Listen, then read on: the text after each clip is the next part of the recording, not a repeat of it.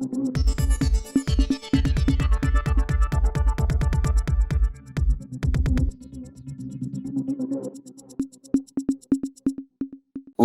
இது news focus Tamil. இன்றைக்கு நம்முடன் அரசியல் பேசுவதற்காக மூத்த பத்திரிகையாளர் திரு தராசு ஷியாம் அவர்கள் இணைந்திருக்கிறார். சார் வணக்கம். வணக்கம் அன்பு. ஜனவரி மாதம் வந்துருச்சுன்னா இந்த அரசியலே கிடையாதுங்க. எல்லாம் தேர்தல் நோக்கி ஓடி போயிடும். அவங்கவுங்க தொகுதியை காப்பாற்றணும்னு நினைப்பாங்க. அடுத்த வாட்டி எம்எல்ஏ ஆகுமா இல்லையாங்கிற கவலை வந்துடும் எல்லாருக்கும். இதே சட்டமன்றத்துக்குள்ள நம்ம போக மாட்டோமாங்கிற கவலை வந்துடும்ல. அப்புறம் முன்னாள் எம்எல்ஏ போடணும் பிராக்கெட்ல. இந்நாள் எம்எல்ஏக்கெல்லாம் முன்னாள் எம்எல்ஏ ஆகிறதுக்கு எப்படி மனசு வரும்? வாட்ச்மேன் போஸ்ட கூட யாரும் விட்டு கொடுக்க மாட்டாங்கல்ல. அப்ப அந்த கவலையில ஓடும்போது இந்த பாலிடிக்ஸ்குள்ளே வரவே மாட்டாங்க. தொகுதிக்குள்ள 500 ஓட்டு கூட நமக்கு எதிராக விழுந்துடக்கூடாது. அதுக்கு என்ன பண்ணலாம்? அப்புறம் எல்லா கிரிக்கெட் சங்கங்கள், ஃபுட்பால் சங்கங்கள் இதுக்கெல்லாம் போய் பந்து போடுறது, பேட் அடிக்கிறது அதுக்கு போயிடுவாங்க. ஆப்டிக்ஸ் அதுக்கு போய் சேர்ந்துருவாங்க. அப்போ இந்த அடுத்த வரப்போற ஏப்ரல்ல இருந்து வரப்போற மாதங்கள் தான் அரசியல். அந்த அரசியலுக்கெல்லாம் மார்ச்சோட இந்த அரசியலுக்கு முற்றுப்புள்ளி வந்துருச்சு. அதிமுகல அதிருப்தி அரசியல் இல்லைன்னு வந்துருச்சு. திமுக கூட்டணியில அதிருப்தி அரசியல் இல்லைன்னு வந்துருச்சு. 2 பேரும் அவங்க பொசிஷனை கிளியர் பண்ணிட்டாங்க. இப்ப அண்ணாமலை என்ன செய்ய போறாருங்கிறது தான் அடுத்த கேள்வி. அண்ணாமலை என்ன செய்ய போறாரு அடுத்த கேள்வி ஒரு முக்கியமான கேள்வி வச்சிருக்கீங்க. செஞ்சுட்டாரு. டாஸ்மாகில் ஊழல் அப்படின்னா டாஸ்மாக் கடைக்கு போய் பாட்டில் வாங்குற எல்லாருமே அந்த குற்றச்சாட்டு வைக்காங்களா இல்லையா? வைக்கிறாங்கல்ல. பாட்டிலே 10 ரூபா எக்ஸ்ட்ராங்கிற குற்றச்சாட்டு இல்லாம இருக்கா? பார்ல அதிகமா காசு வாங்குறாங்க, பாக்கெட் வாட்டர் கூட டபுள் ரேட் வைக்காங்க, அந்த குற்றச்சாட்டு இல்லாம இருக்கா?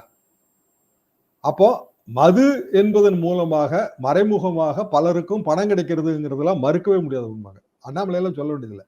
பிஜேபி ஆட்சிக்கு வந்தாலும் இதுதான் நிலவரம். பிஜேபி ஆட்சியில் இருக்கிற மாநிலங்களும் இதுதான் நிலவரம். என்ன காரணம்னா அது ஈஸி மணியா போயிருது.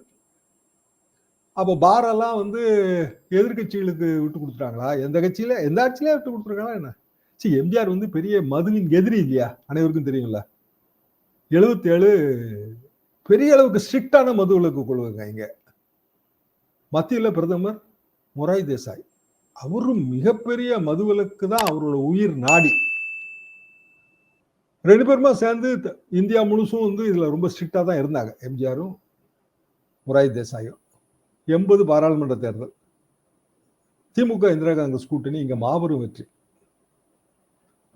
சட்டமன்ற தேர்தல் நியாயமா பார்த்தா 77க்கு பிறகு 82ல வரணுங்க. இந்திரா காந்தி அம்மா 9 மாநிலங்கள் சட்டமன்றங்கள் எல்லாம் கலைச்சாங்க. மக்கள் ஆதரவை இழந்து விட்டீர்கள். அதாவது பாராளுமன்ற தேர்தலில் தோத்தது மக்கள் ஆதரவை இழந்து விட்டீர்கள்னு ஒரு வியாக்கியானம் தரப்பட்டது.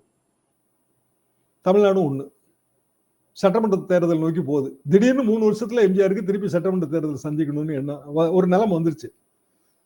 உடனே டக்குன்னு அவர் என்ன பண்ணாரு?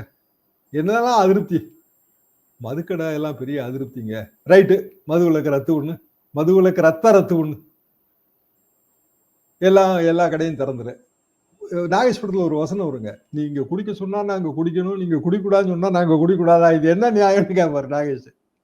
அப்படிதான் இருந்துச்சு 80. அப்புறம் இடஒதுக்கீடு, எவ்வளவு பெரிய விஷயம் இடஒதுக்கீடு. திடீர்னு எம்ஜிஆர் 9,000 ரூபீஸ் எக்கனாமிக் சீலிங் கொண்டு வந்தார். 9,000 ரூபீஸ் வருட வருமானத்துக்கு மேல இருந்தா இடஒதுக்கீடு கிடையாதுங்கிற மாதிரி ஆயிடுச்சு. திமுக உள்ளிட்ட கட்சிகள்லாம், இடஒதுக்கீடு ஆதரவான கட்சிகள்லாம் அந்த ஆணையின் நகலை எரித்து சாம்பலை கோட்டைக்கு அனுப்புனாங்க. நானா அனுப்பியிருக்கேன். அப்ப நான் வேலை பார்த்துட்டு இருந்தேன். இருந்தாலும் சாம்பல் அனுப்புவோம், ஏன்னா நாங்க இடஒதுக்கீட்டு தீவிர ஆதரவாளர்கள். நாவலர் என்ன சொல்லிட்டாரு? சாம்பலை அனுப்புங்கள், அதையெல்லாம் உரமாக்கி எங்கள் கோட்டையில இருக்கிற பூச்செடிகளுக்கு வைக்கிறோம்னு சொல்லிட்டாரு. கடுப்பாயிருச்சு. நாங்க எதிர்ப்பை காமிச்சா நீங்க சாம்பலை உரமா போடுறோம்னு சொல்லிங்கன்னு எல்லாரும் ஆன்டி ஓட்டு. நான்லாம் ரொம்ப ஆன்டியா பிரச்சாரத்துக்கே போனேன். வேலை பார்த்துக்கிட்டே எல்லாம் சொன்னாங்க வேலையே போயிருங்க, நாங்க பரவாயில்லங்கன்ட்டு போனோம். தோத்துருச்சு. தோத்த பிறகு எம்ஜிஆர் பேர்ல அனுதாபம் வந்துச்சு. சரி பாவம் மகாராசன் ஏதோ தப்பு பண்ணிட்டாரியா, அதுக்குள்ள ஒண்ணு டக்குன்னு மது விலக்க இது பண்ணிட்டாரு, தளர்த்தினாரு. அப்புறம் இடஒதுக்கீடு டோட்டலா அதை வாபஸ் வாங்கிட்டு 27% இருந்த பிற்படுத்தப்பட்டோர் இடஒதுக்கீடு 50% வைத்துட்டாரு. 50 18 ஏற்கனவே எஸ்டி எஸ்சி 68 ஆயிடுச்சு. இதுதான் 68 வந்த கதை. அப்புறம் 1% சேர்ந்து 69. இன்னை வரைக்கும் நம்ம 69ல இருக்கிறோம். அகில இந்தியாவிலே நம்ம தான் 69. எதுக்காக நான் சொல்றேன்னா, தேர்தல் நெருக்கடி வரும்போது எப்படினாலும் நமக்கு மாறிடும், பொசிஷனிங் மாறிடும். அப்பனா மது என்பதுல ஊழல் என்பது அந்த காலத்துல இருந்தே வைக்கப்பட்ட குற்றச்சாட்டு தான். 80 என்னன்னா சாராய கடை இருந்துச்சு, அப்போ அராக்கு கள்ளு கடை இருந்துச்சு. இதற்குள்ள ஒரு சாகனா கடை வரும்ல, தின்பண்டங்கள் விற்கிறதுக்கு. எம்ஜிஆர் என்ன பண்ணாரு, உடையார் பிரச்சனை எல்லாம் அப்போ வந்ததுதாங்க. எம்ஜிஆர் என்ன பண்ணாருன்னா மது விற்பனை இதெல்லாம் கொஞ்சம் பெரியவங்க கையில, சாக்கடா கடை இதெல்லாம் வந்து ஒன்றிய செயலாளர்கள் கையில. அதாவது கட்சியோட கீழ்மட்டக்காரனுக்கும் பணம் போற மாதிரி பாத்துக்கிட்டாரு. எல்லா கட்சியும் அப்படிதான் பார்க்கும். அப்போ இதே குற்றச்சாட்டு தான். ஸ்பிரிட் எரிசாராய ஊழல் குற்றச்சாட்டு. மது மூலமாக வந்து எம்ஜிஆர் கிடைத்த பணம் என்ன? அப்போ கிளி அப்படிங்கிற ஒரு பெண்ணோட பேர் ரொம்ப அடிபடுங்க. இப்ப என்ன ஆச்சுன்னு தெரியல அந்த பேரு. கிளியுடன் பேசிய ரகசிய டீலிங் இந்த மாதிரிதான் செய்திகள் வரும். கலைஞர் நான் இப்போ 80ல வந்துட்டேன், பத்திரிகையாளனா வந்துட்டேன். பயங்கரமான குற்றச்சாட்டுகள் வைப்பாங்க. அப்ப என்னாச்சுன்னா கேரளால ஓணம் பண்டிகையில திருவிழா எரிசாராயம் வந்து லிமிட்டடா தான் கொடுப்பாங்க. அதுக்கு கணக்கு இருக்கு. அதில் தான் மூலப்பொருள் மதுவுக்கு. அதில் தண்ணியை கலந்து அதை பிராண்டி விஸ்கியா மாத்திடுவாங்க. அதுல வந்து பிராண்டி விஸ்கி தயார் பண்ணி ஒரு ஃபேக்டரியில இருந்து போச்சு. அதாவது எரிசாராயத்தை இந்தியன் மேடு ஃபாரின் லிக்கரா மாத்தி IMF எல்லாம் மாத்தி ஒரு லோடு போச்சு. ஓணம் பண்டிகையோட கொண்டாட்டத்தோட அதை சாப்பிட்டு நிறைய பேர் இறந்து போயிட்டாங்க. அதுல ஏதோ ப்ராப்ளம், மீத்தேல் ஆல்கஹால் கலந்து போச்சு. அது பெரிய இஷ்யூவா மாறிச்சு. அப்போ திமுக இதே குற்றச்சாட்டு தான். இப்ப என்ன அண்ணாமலை வைக்கிறாரோ இதே குற்றச்சாட்டு தான். டாஸ்மாக் பேர் தான் இப்ப கிடையாது.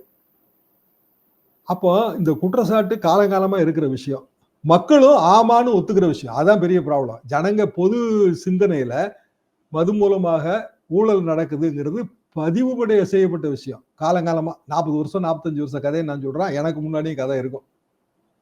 அப்ப அண்ணாமலையோட இந்த ஸ்டாண்டு அது பொதுமக்களால் வந்து ஏற்றுக்கொள்ளப்படும். அதான் இதோட சிக்கல். ஆனா அது சொல்றதுக்கு அண்ணாமலைக்கு அல்லது பிஜேபிக்கு உரிமை இருக்கா இல்லையா, அது வேற விவாதம். அப்ப அண்ணாமலை கிளவரா பிளே பண்ணிட்டார். அதை சரி, இடி வந்து ஒரு ரெய்டு பண்ணுதுங்க டாஸ்மாக. எவ்வளவு ஆவணம் கிடைச்சிருக்கும்? பல்லாயிரக்கணக்கான பேஜ். சாமானியத்துல படிச்சு பார்த்துட முடியுமா? அதை எப்படி 1000 கோடி ரூபான்னு ஃபிகரை அரைவ் பண்ணாங்க? எப்படி இடி வந்து இதை கசிய விட்டது? இடி அறிக்கை கொடுக்க முடியாதுங்களா, கவர்மெண்ட் நிறுவனம் இல்லையா? எப்படி கசிய விடப்பட்டது? அப்போ கரெக்டா பொலிட்டிக்கலா பிளே பண்றாங்க. அதிமுக செங்கோட்டையன் தலைமையிலான அதிருப்தி, அந்த அதிருப்தி டீம் வெளியில வந்தா இன்னைக்கு காலையில பேப்பர்ல செங்கோட்டையன் வந்து முதல்வர் கேண்டிடேட்டாக அறிவிக்கப்படுவார் அப்படின்னு போட்டிருக்குங்க. அந்த முதல்வர் கேண்டிடேட்னா எந்த கூட்டணியோட முதல்வர் கேண்டிடேட் சார்? இதோட என்டிஏ. என்டிஏவோட முதல்வர் கேண்டிடேட். சாதாரண பத்திரிகைல பெரிய பத்திரிகை. அதெல்லாம் சொல்ல நான் விரும்பலைங்க, அனைவருக்கும் தெரியும். அப்ப அரசியல் ரீதியாக ஒரு திட்டமிடப்பட்ட ஒரு விஷயம். அப்ப அதுக்கு கரெக்டா அசம்பிளி வரும்னு தெரியும். அந்த கரெக்டா அந்த டைம்ல வந்து டாஸ்மாக் தலைமை அலுவலகத்தை முற்றுகையிட போகிறோம். அது கவர்மெண்ட் அலுவலகம். அதை முற்றுகையிடுவதுக்குன்னா பெர்மிஷன் யாருமே தர மாட்டாங்க. கோட்டையை நோக்கி முற்றுகை பேரணினா கோட்டைக்கு ஒரு 10 கிலோமீட்டர் முன்னாடியே நிறுத்திடுவாங்க. அதான் கோட்டையை நோக்கி முற்றுகை பேரணி. எப்படி கோட்டையில போய் முற்றுகை போட முடியுமா? யாராலையும் முடியாதுங்க.